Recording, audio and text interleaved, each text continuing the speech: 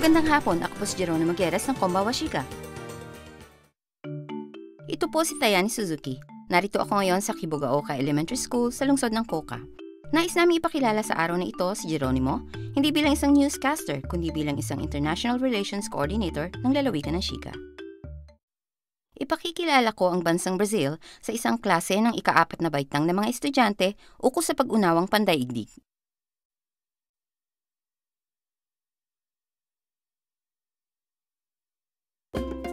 Si Geronimo Guedes, na kilala ninyo bilang newscaster ng Kombawa Shiga, ay isa ring coordinator para sa international relations ng Shiga.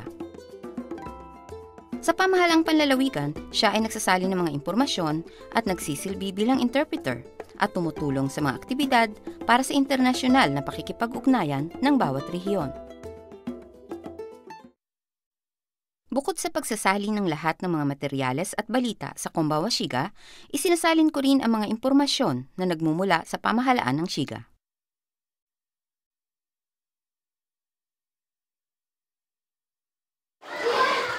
Ang isa pang bahagi ng kanyang tungkulin bilang International Relations Coordinator ay ang pagbisita sa mga lungsod at pampublikong paaralan sa loob ng probinsya upang ipakilala ang Brazil. Sa araw na ito, siya ay lumahok sa klase ng mga estudyante sa ika-4 na baitang ng paaralang elementarya ng Kibogaoka sa lungsod ng Coca.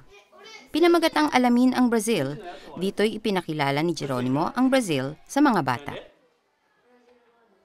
Sa klase ngayon ay aking ilalahad ang mga pangunahing kaalaman ukol sa Brazil nang madaling maunawaan at mag-e-enjoy ang mga bata. Nais kong mas maging interesado sila hindi lamang sa Brazil kundi sa ibang bansa rin. Sa kanyang mga presentasyon, si Geronimo ay gumagamit ng Brazil Box, isang malaking bag na naglalaman ng ilang mga bagay na tipikal sa Brazil.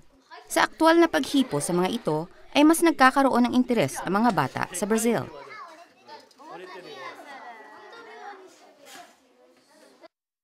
Tanungin natin ang mga bata ukol sa aralin sa Brazil.